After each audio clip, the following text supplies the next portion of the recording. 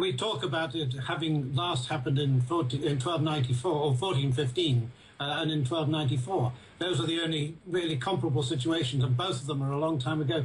But neither were truly comparable. I mean, in this case, the Pope has completely freely resigned. I mean, in 1415, they were the popes were competing popes of the day, and both those felt obliged to resign. And in 1294, the Pope, more similarly, I suppose, felt that he wasn't up to the job.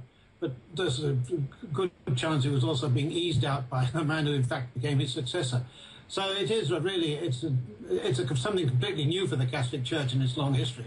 He talked a lot about wanting, I suppose, to be more private. It was all about the fact that a pope has to dedicate so much of his life to maintaining the church, of course, but he does much of that in public. He, in fact, gives over his whole life to the public. And he talked about this, what seemed to be a want for privacy and prayer, and that he's returning to that, but he's still very much a part of what happens at the Vatican and very much a part of what goes on. What did you make of that? Well, it's a bit puzzling, really, isn't it? I mean, I can entirely understand him wanting more privacy. I mean, popes live their lives in public, as do, of course, monarchs to a large extent and so on. But he is a rather private person, personally, a rather private man. He wants to get back to his books and his cats. He wants to get back to prayer. He's obviously coming towards the end of his life. I mean, he's 85 odd.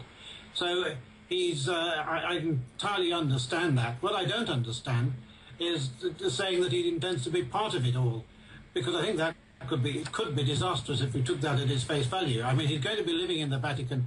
I always presumed that he's staying in the Vatican because it's the safest place for him to be. I mean, away from people who might make his residence, if he was anywhere else, into a shrine or a rallying point or so on.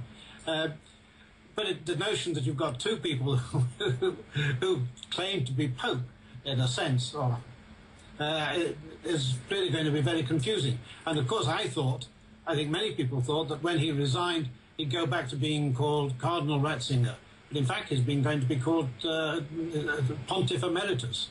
It's a title that has never, ever been used before. Well, very interesting you should say that, because I wanted to throw this forward and talk about conclave and what comes next. I mean, obviously, we can't be sure who the next pope will be, but this is a very interesting point that you make. The fact that he's been given this title means, is he basically going to be right there in the shadows and still actually very prominent? Well, he's going to be in the shadows. I mean, he's too old to vote in the conclave, as it happens, because he can't vote until you're over 80. But anyway, I'm sure he wouldn't do that. That would be a ridiculous situation. But the cardinal electors, however many there are going to be by the time we get to the cardinal, they seem to be dropping off the twigs.